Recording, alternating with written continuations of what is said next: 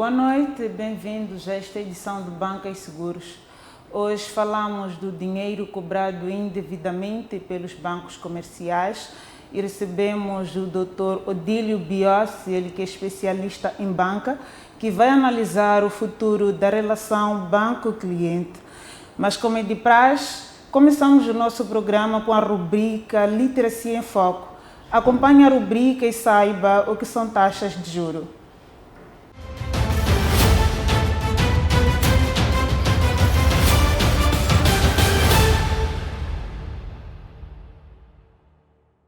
O que são taxas de juro? O juro é o preço cobrado por um empréstimo e o dinheiro que se ganha com um depósito. Por outras palavras, o juro é o que se paga pelo empréstimo que o banco nos concede ou a remuneração que se recebe do banco quando se deposita dinheiro numa conta de depósito. As taxas de juro indicam esse custo ou rendimento como uma percentagem do montante do empréstimo ou do depósito. Um depósito corresponde a emprestar as poupanças ao banco e referem-se a um determinado período, normalmente um ano. Em resumo, taxas de juro são o custo do dinheiro. Em Moçambique, as taxas são definidas pelo Banco de Moçambique e refletem o cenário econômico para controlar a inflação e regular o mercado financeiro. Principais taxas de juro em Moçambique. O Sistema Financeiro Nacional opera com taxas de referência essenciais para a economia. Taxa MIMO, Taxa do Mercado Interbancário de Moçambique, é a taxa básica de juro de política monetária. O Banco de Moçambique usa essa taxa para gerir a quantidade de dinheiro em circulação e manter a inflação controlada. Alterações na taxa MIMO influenciam diretamente todas as outras taxas praticadas no país. Prime Rate do Sistema Financeiro. Prime Rate é a taxa de juro de referência única para os empréstimos crédito aos clientes nos bancos comerciais. É calculada a partir da taxa MIMO, somada a um spread, margem de lucro dos bancos, garantindo mais transparência nos custos de financiamento para famílias e empresas. Spread, Facilidade Permanente de Cedência, FPC, é a taxa de juro mais alta do mercado interbancário, utilizada quando os bancos comerciais precisam pedir empréstimos de curto prazo diretamente ao Banco de Moçambique para cobrir necessidades diárias de liquidez. Facilidade Permanente de Depósito, FPD, é a taxa mais baixa paga aos bancos comerciais quando estes depositam os seus excedentes de liquidez junto ao Banco de Moçambique. Como as taxas afetam o seu dia a dia? Empréstimos mais caros ou mais baratos? Quando o Banco de Moçambique aumenta a taxa MIMO, os bancos comerciais sobem a Prime Rate, encarecendo os juros de crédito à habitação, automóvel ou empréstimos pessoais. A redução da taxa tende a baixar o custo dos empréstimos. Incentivo à poupança. Taxas de juro mais altas beneficiam quem tem dinheiro depositado a prazo, pois oferecem maior rentabilidade. Controlo da inflação. Ao elevar as taxas, o custo de crédito sobe, o que reduz o consumo e o investimento, ajudando a travar a subida dos preços e a estabilizar o metical. Importância das taxas de juro. As taxas de juro em Moçambique são o principal instrumento do Banco de Moçambique para controlar a inflação, garantir a estabilidade do metical e equilibrar a economia. As taxas impactam diretamente o custo de vida, ditando a facilidade com que famílias e empresas conseguem aceder a empréstimos. Principais desafios das taxas de juro em Moçambique. Os principais desafios das taxas de juros em Moçambique centram-se nos elevados spreads bancários, na fraca concessão de crédito ao setor privado e famílias, na pressão da dívida pública e na rigidez da Prime Rate. Estes fatores limitam o crescimento das empresas e o desenvolvimento econômico do país. Os fatores críticos que compõem este cenário incluem altos spreads e prime rate, risco soberano e dívida pública, vulnerabilidade e choques externos e climáticos, elevado risco de incumprimento. Atualizações das taxas de juro. Para acompanhar as atualizações sobre a taxa diretora e o ambiente macroeconômico, consulte as publicações e relatórios oficiais do Banco de Moçambique. Acesse também as análises conjunturais e os alertas do FMI, Fundo Monetário Internacional, para entender a projeção do mercado financeiro moçambicano.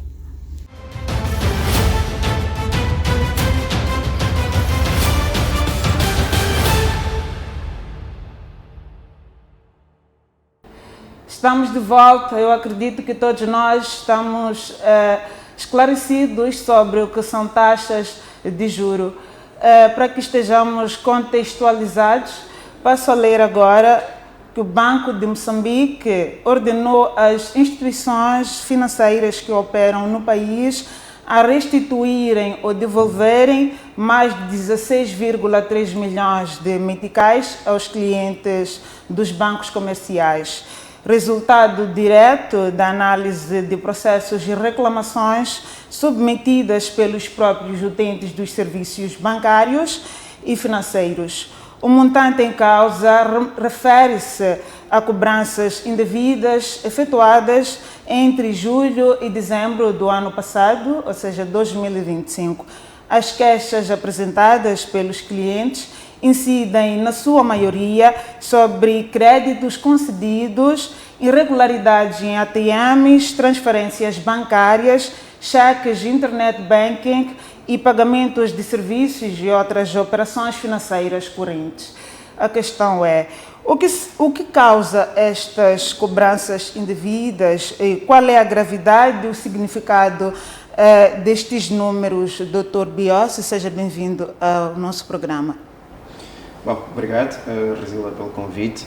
Indo à questão, razões de várias ordem podem obrigar o Banco de Moçambique a instar os bancos a devolverem dinheiro, desde questões principalmente questões operacionais, ao nível transacional, e até erro de alguma interpretação ou de implementação de um certo produto.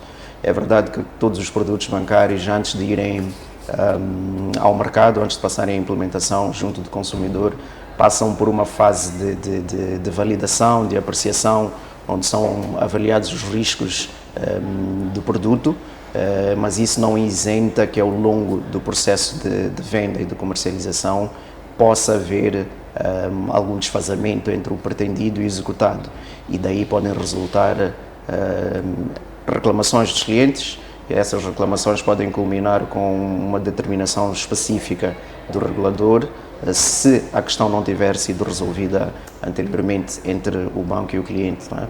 Elas podem culminar com uma determinação e o banco é obrigado a devolver o que tiver indevidamente cobrado.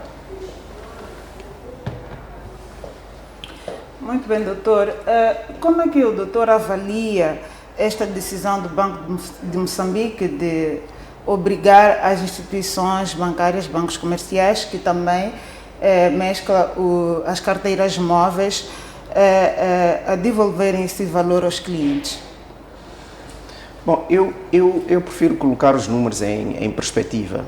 16 milhões de meticais vistos isoladamente representam um valor elevado, mas se colocarmos no contexto próprio, e estamos a falar de 2025, os números finais apontam para uma atividade bancária que concretizou cerca de 470 mil milhões de meticais em depósitos à ordem e cerca de 300 mil milhões de meticais em depósitos a prazo. Portanto, do conjunto dos depósitos à ordem, os depósitos a prazo que resultaram da atividade financeira, estamos a falar de cerca de 700 mil milhões de meticais.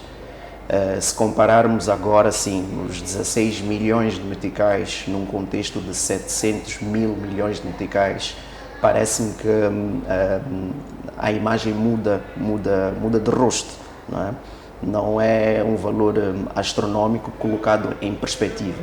O valor pode fazer sim diferença ao consumidor que por qualquer razão tenha sido lesado por alguma prática, mas em termos de sistema financeiro, a meu ver, são valores que não são de espantar, não haveria de os rotular por valores estrondosos ou valores excessivamente elevados para aquilo que é o conjunto da atividade ao longo do ano de 2025.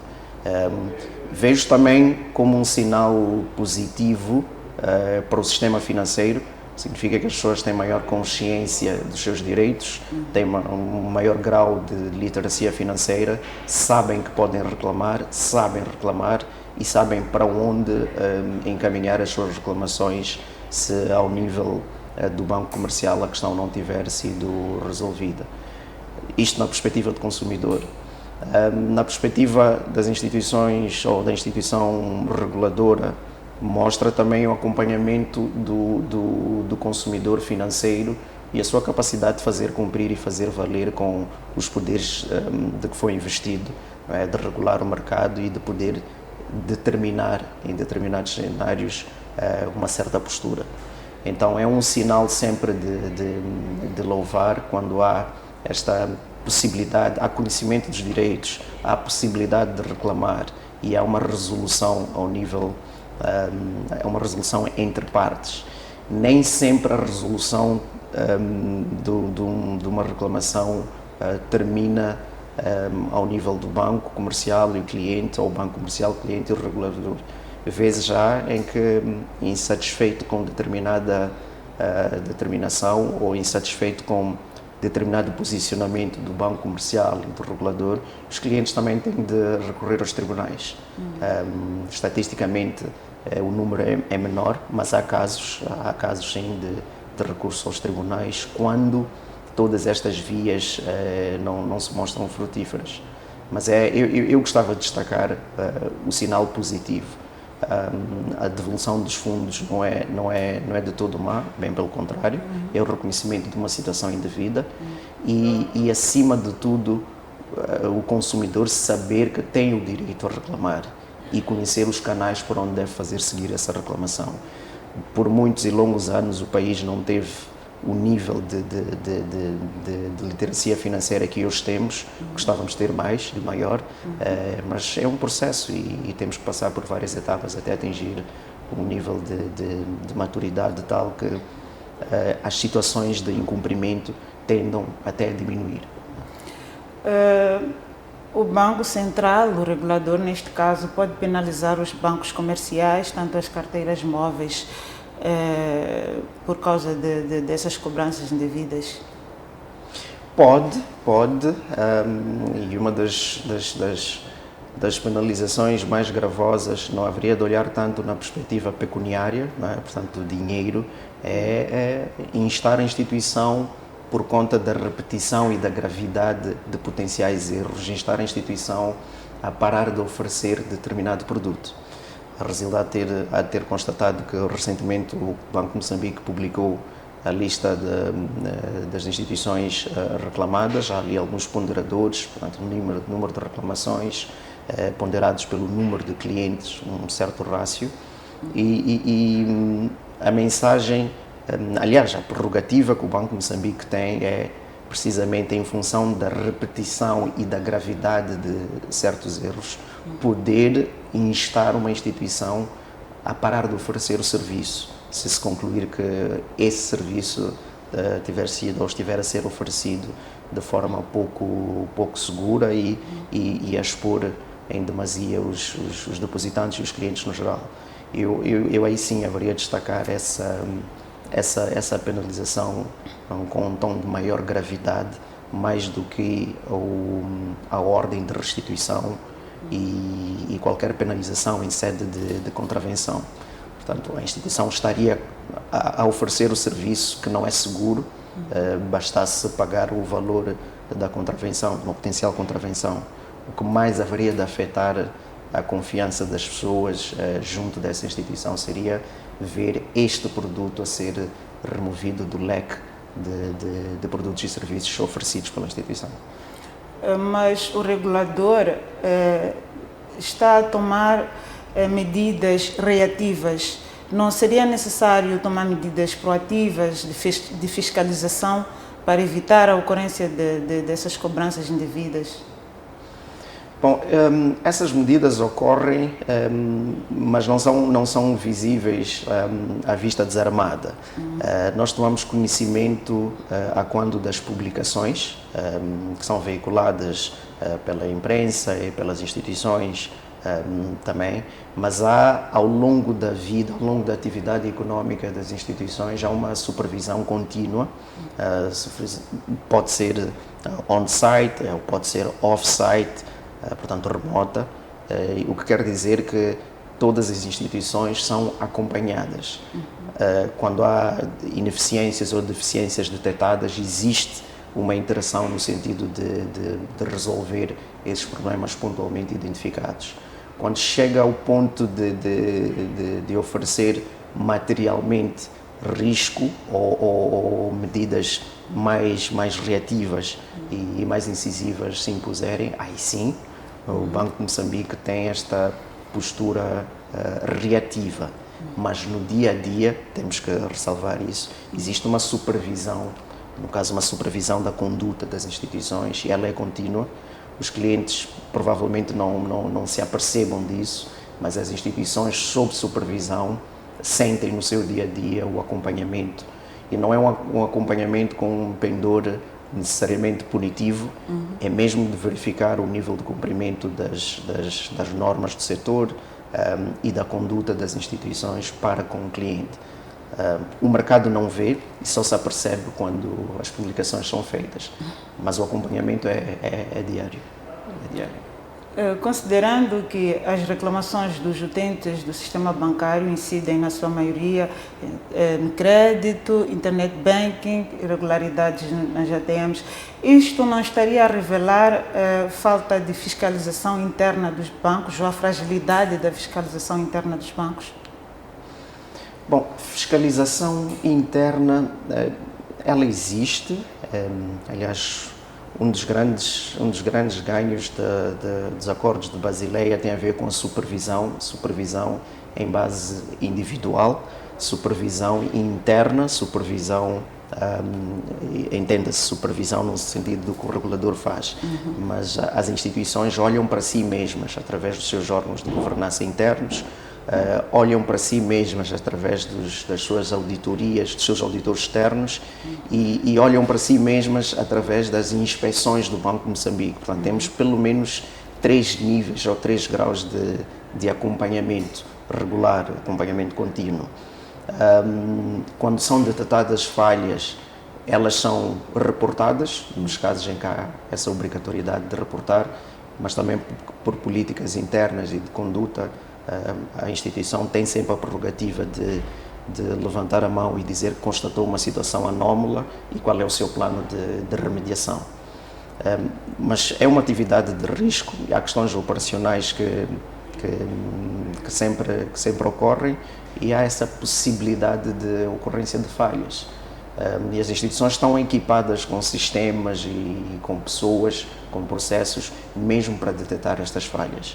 Nem sempre a restituição de valores resulta de uma imposição do regulador. Os processos internos podem culminar com uma restituição. Então, há possibilidade, sim. Há acompanhamento interno, supervisão e vigilância interna e daí pode decorrer, sem qualquer intervenção externa, a restituição de valores aos clientes. Mencionou aqui que estas reclamações indicam maior consciência por parte dos consumidores, mas uma pergunta que não pode calar, não seria essa também uma deteriorização da qualidade dos serviços bancários? Eu vejo de forma diferente, bem pelo contrário, a existência de reclamações, primeiro, resulta da maior consciência que as pessoas têm, e essa consciência não surge ao acaso. O sistema em si é obrigado, as instituições são obrigadas a desenvolver programas de educação financeira. O Banco de Moçambique, o Estado no seu todo, tem uma estratégia de inclusão financeira e há vetores específicos para a componente da inclusão financeira e da educação financeira para o cliente. E disto resulta maior nível de consciência que as pessoas têm sobre a banca, sobre os produtos, os serviços e que as prerrogativas que elas mesmas têm de interagir com o banco e de fazer valer os seus direitos. E à medida que a penetração dos produtos e serviços for maior, tenderá a haver mais casos de interação e de possibilidade de reclamação.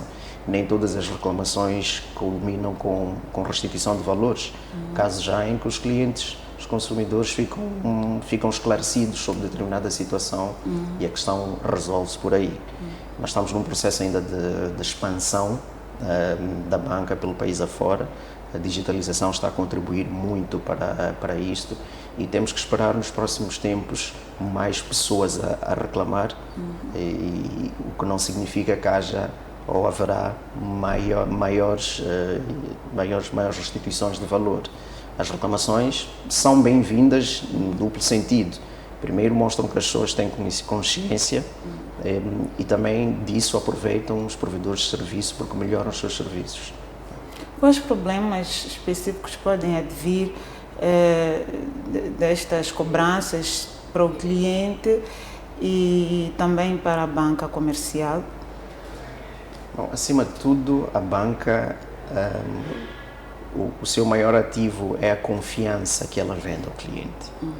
Antes de vender o dinheiro, os bancos, as instituições financeiras vendem confiança, por isso é que as pessoas colocam os seus depósitos numa ou noutra instituição, porque confiam em quem vai receber os seus depósitos e dele vai cuidar. Então, sempre que há situações do género, há uma maior propensão a criar desconfiança, mas a desconfiança vem se o esclarecimento não for cabal.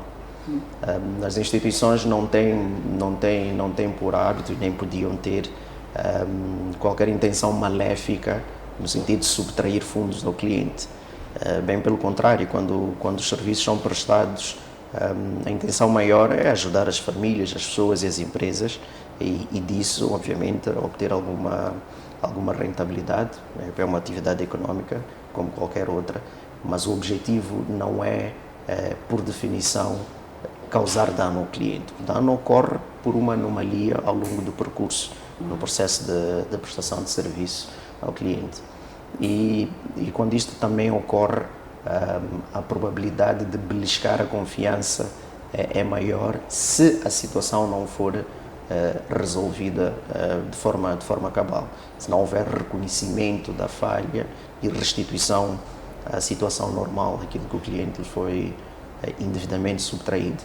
E eu gostava de ressalvar que essa subtração indevida não é necessariamente uma subtração maléfica, não tem de ter ou não tem fins obscuros. É mesmo uma questão de operacionalização e nesse processo podem ocorrer problemas. E se ocorrerem esses problemas a longo prazo? A probabilidade de ocorrer a longo prazo para mim é cada vez menor, porque sempre que há uma determinação específica faz-se a análise da sua causa raiz. Para além de devolver-se o montante reclamado, a instituição é obrigada a verificar o que é que conduziu ao surgimento da falha. E essa análise de causa tem como efeito imediato a não repetição de factos em situações idênticas, do mesmo facto para outras pessoas, para outros clientes, porque a causa raiz está colmatada. Então, uma das vantagens do processo de reclamação é exatamente a introspeção e a verificação das falhas e o que é que conduziu à falha. Então, tem sempre esse lado, a reclamação, apesar de tudo, tem sempre esse lado positivo para o prestador de serviços. Há casos em que os clientes não se dão conta que o dinheiro foi retirado indevidamente da sua conta. Acontecendo isso de forma frequente, quais são os prejuízos que podem advir para o cliente e também para o banco, caso esse cliente se dê conta tempo depois? Prejuízo, o impacto imediato para o cliente é ser desprovido de um valor quando não devia ter sido. Esse é o impacto imediato. Para o provedor de serviços tem sim o impacto reputacional, acarreta também riscos legais e financeiros, porque dessa subtração incorreta o cliente pode exigir a reparação dos seus danos, incluindo com indemnizações, daí o risco legal e também financeiro, além do risco imediato que é reputacional. Portanto, o provedor de serviços tem de lidar com esta situação. Felizmente, como eu tenho estado a dizer, a consciência tem estado a aumentar e esse aumento, esse elevar da consciência obriga os provedores a aprimorarem os seus serviços para que situações destas não ocorram, porque ninguém quer estar exposto a este tipo de riscos e a ter de sistematicamente reembolsar fundos aos clientes. E no caso destes, os bancos, como é que os bancos procedem ou podem proceder para esclarecer? Já aconteceu comigo, recebi um valor de 400, quase para 500 meticais, mas eu não sabia o que significava aquilo e infelizmente não aproximei ao banco para perceber porque é que estavam a restituir aquele valor. Mas o banco não devia esclarecer ao cliente, seja por mensagem, e-mail ou qualquer outro meio, para que saiba o que aconteceu, porque é que está a receber o valor. Esse é um dever primário que os bancos têm, de acordo com o Código de Conduta e toda a regulamentação a ele conexo, ao Código, neste caso conexo. E há aqui dois deveres fundamentais, não só o de informar, mas também de prestar assistência quando ela é requerida pelo cliente. Não conheço os detalhes do caso em particular, mas situações anómalas devem ser informadas ao cliente, seja anómala no sentido de débito indevido, mas também de restituição de um montante que o cliente eventualmente não esteja ao corrente da sua origem. Por vezes não se apercebe que há um movimento indevido e também não se apercebe da restituição desse valor em função dos montantes. Mas quer num, quer no outro caso, o banco tem o dever de informar o cliente. Informar por iniciativa sua e sempre que for solicitado, informar e esclarecer, dar a devida assistência ao cliente em casos do género. Portanto, é um dever que decorre da lei, é um dever também que decorre de boas práticas, do ponto de vista de tratamento mais justo ao cliente e é o que tem estado a acontecer.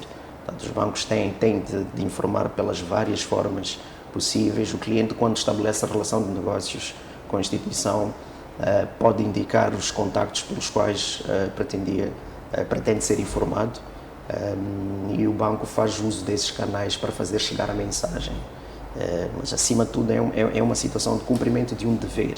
Os bancos não se podem eximir desse dever de informar e também do dever de regularizar sempre que uma operação indevida tiver ocorrido. Ainda que o cliente não se aperceba e não faça disso uma reclamação, mas o dever está lá. Muito bem, doutor. Vamos agora conferir um brevíssimo intervalo, mas antes acompanhem as notícias que marcam a atualidade financeira nacional. Até já.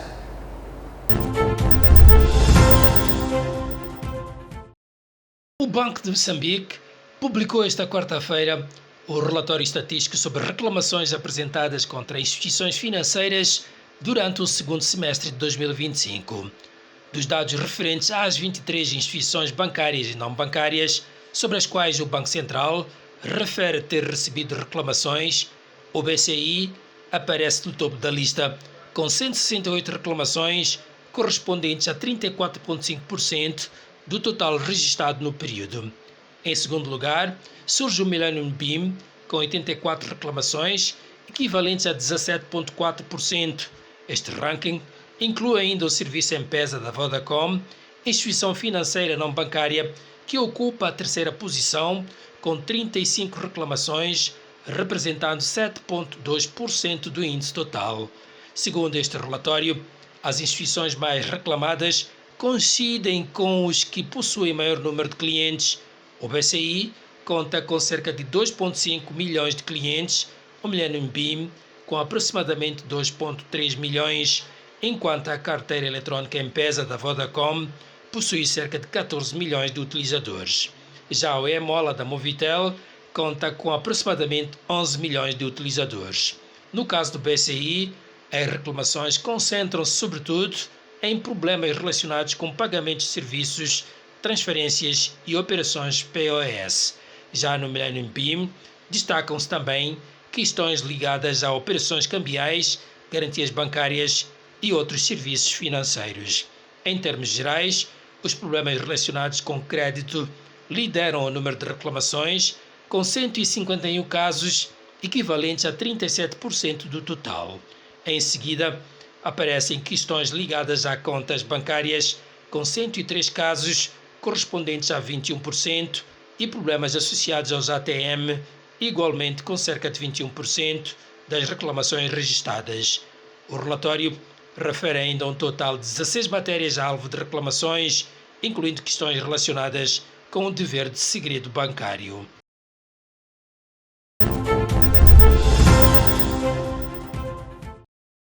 O Banco de Moçambique divulgou semana passada o relatório sobre a balança de pagamentos de 2025, no qual revela um crescimento expressivo do investimento direto estrangeiro no país, direcionado maioritariamente para a indústria extrativa.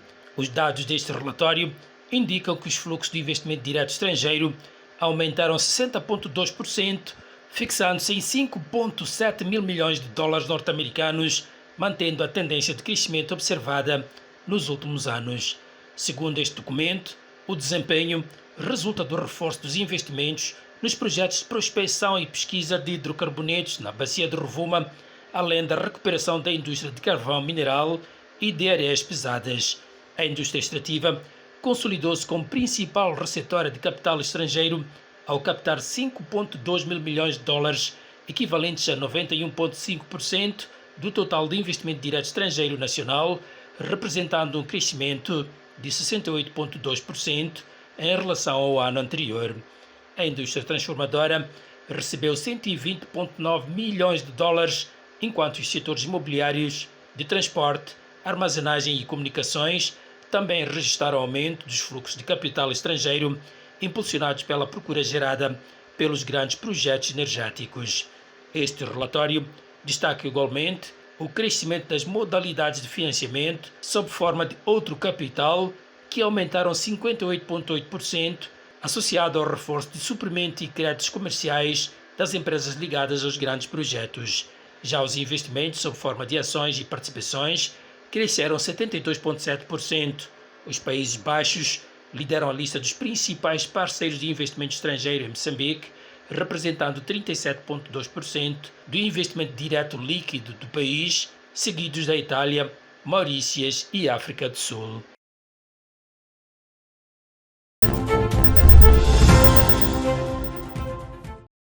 O Banco de Moçambique divulgou o mais recente relatório trimestral de desempenho do Fundo Soberano, criado pela Lei nº 1/2024.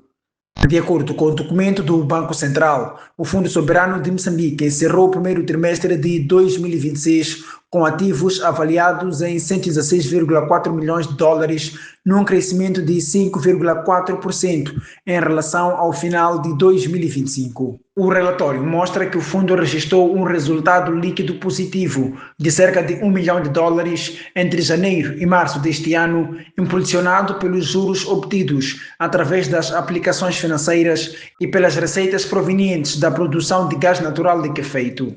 De acordo com o relatório, os capitais próprios do Fundo Soberano fixaram-se em 116,4 milhões de dólares, enquanto os passivos totalizaram um pouco mais de 3,4 mil dólares. Apesar do desempenho positivo, o Fundo Soberano continua numa fase considerada transitória, uma vez que a carteira definitiva de investimentos ainda não foi implementada. Nesta fase, os recursos permanecem aplicados em depósitos bancários de curto prazo, numa estratégia descrita como prudente e orientada para a preservação do capital e manutenção da liquidez.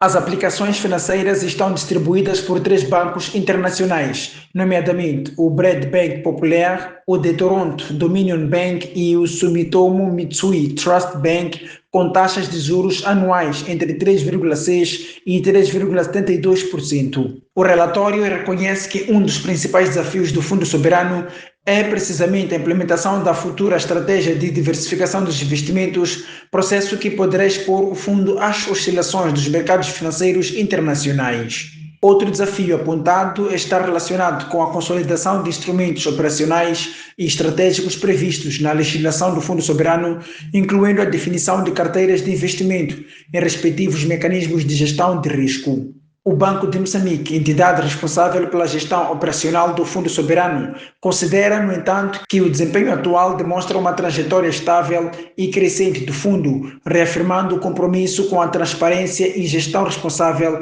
das receitas provenientes do gás.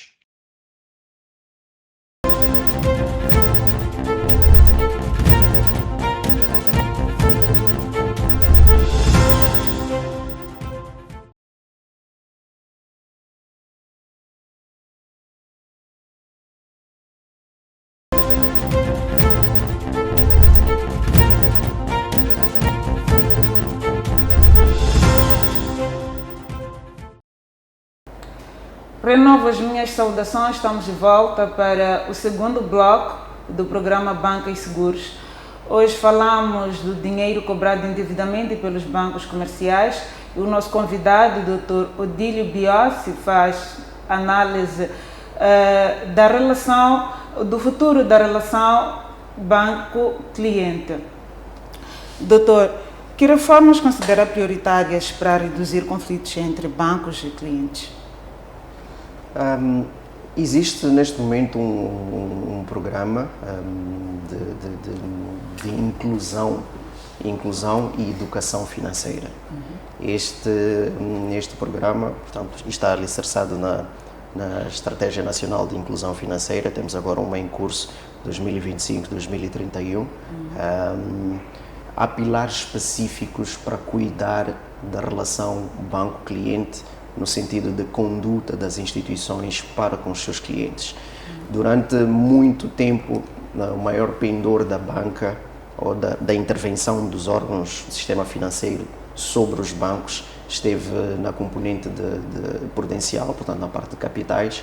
Isso não é exclusivo de Moçambique, pelo mundo afora sempre foi assim, mas de alguns anos esta parte, a componente de conduta tem estado a ganhar força e o seu lugar que lhe é legítimo no contexto da regulamentação e do tratamento entre banco-cliente.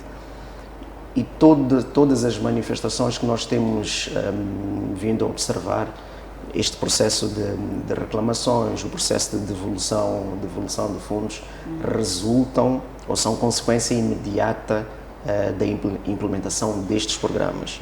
São programas com vários componentes: revisão regulatória, desde logo para facilitar a inclusão, aumentar a consciência, sem com isso querer dizer que vamos estar expostos a um maior número de riscos. E este processo de inclusão tem suporte num outro pilar extremamente importante, que é a digitalização. Portanto, os sistemas de pagamento hoje em dia fazem uso dos vários avanços tecnológicos para que as instituições possam prover serviços de forma mais rápida e mais segura. E o dinheiro é permutado entre as pessoas de forma segura, quase que instantânea. Então, a reforma está em curso, há vários atores neste processo. O regulador tem o seu papel, os bancos comerciais também têm o seu papel. Os clientes têm sempre a prerrogativa de se reunir através de associações e de fazer valer os seus direitos. E ainda que os clientes não se reúnam, os bancos são obrigados a ter áreas internas que olham para o cliente. A experiência da Suécia acabou criando aqui o Ombudsman, que é o provedor, e todos os bancos têm uma área que serve de provedor do cliente.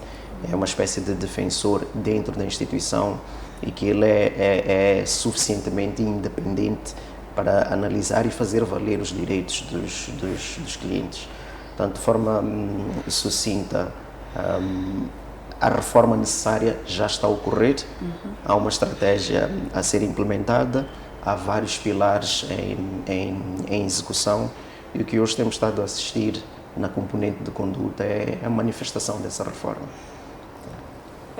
E olhando para aquilo que é a nossa questão principal sobre o futuro da relação banco-cliente, o que o senhor sugere como reforma, além daquilo que já citou, para manter ou equilibrar esta relação? Bom, tendencialmente, e eu vou sublinhar o tendencialmente, os clientes estão na parte mais fragilizada da relação, porque as instituições têm maior pujança em todos os sentidos, conhecimento, questões técnicas e operacionais, mas esse é um desequilíbrio formal e que deve equilibrar-se sob o ponto de vista material.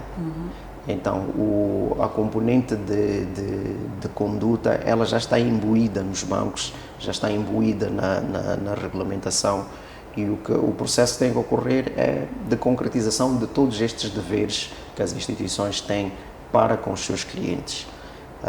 O cliente hoje quer ser assistido de forma efetiva, de forma rápida, já não se compadece com longas filas de espera, e as instituições já aperceberam-se disso, e a forma como têm estado a prestar serviços e vão querer continuar a prestar serviços é desprendida de filas, de contacto presencial.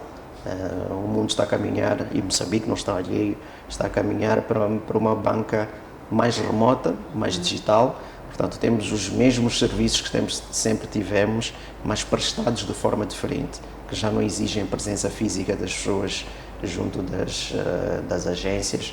Hoje em dia questiona-se muito o conceito da agência e a necessidade de existir infraestruturas físicas, não é? Quando a tendência nacional e global tem sido mudar para uma assistência não presencial. E as instituições que não forem capazes de acompanhar esta tendência tenderão a ficar para trás, no sentido de serem as preferidas para prestar serviços aos clientes. Os clientes querem comodidade, querem flexibilidade, e todas as ações que as instituições do sistema estão a tomar, estão a desenvolver, caminham para essa perspectiva. As pessoas já não têm de se reunir fisicamente, não têm de assinar papel para fazer um pedido, basta estar suficientemente conectado através das plataformas que lhes são oferecidas e usufruir dos mesmos serviços. Então, esse é o caminho, não diria que esse é o futuro, já é o presente, e quem não for capaz de acompanhar e estar neste presente, há de estar voltado ao fracasso. E para um investidor, ou as PMEs, que são provedoras de emprego no nosso país, que mensagem isso está a transmitir para essas entidades? Bom, a mensagem é positiva, é de inclusão. Eu tenho estado a insistir muito neste termo de inclusão, porque o objetivo é mesmo este. Moçambique tem um número elevado de pessoas não bancarizadas, o que não quer dizer que não estejam no sistema financeiro, porque podem estar por outras plataformas, né? As carteiras móveis. E o objetivo é, de uma ou de outra forma, trazer as pessoas para o sistema. E quando me refiro a pessoas, falo também das pessoas coletivas, as pequenas, médias empresas, as grandes empresas, quanto maior for o nível de penetração dos serviços no mercado, maior é a probabilidade também das empresas fazerem circular, obter e fazer circular liquidez. Então, as PMEs em particular, têm sido dados incentivos à regulamentação própria que incentiva a inclusão de pequenas e médias empresas, do ponto de vista de crédito, incentiva a inclusão de segmentos tendencialmente menos favorecidos, falo em particular das mulheres. Então temos regulamentação recente que obriga as instituições a prestarem atenção a estes segmentos em particular e de forma propositadamente benéfica, em prejuízo dos que já são ou já têm esses benefícios. Portanto, pequenas e médias empresas, mulheres, estão no centro das atenções do ponto de vista de alavancar a sua inclusão financeira. Falando em inclusão financeira, olhamos para as carteiras móveis. No caso destes, seriam falhas sistêmicas ou teria que ver com a digitalização, dificuldade dessas entidades de se enquadrar? Não, o modelo de negócios das carteiras móveis é marcadamente distinto do modelo de negócio da banca tradicional. Mas há razões próprias para isso, porque elas têm a maior possibilidade de chegar onde a banca tradicional até bem pouco tempo não conseguia chegar. Então é uma questão mesmo de modelo de negócios.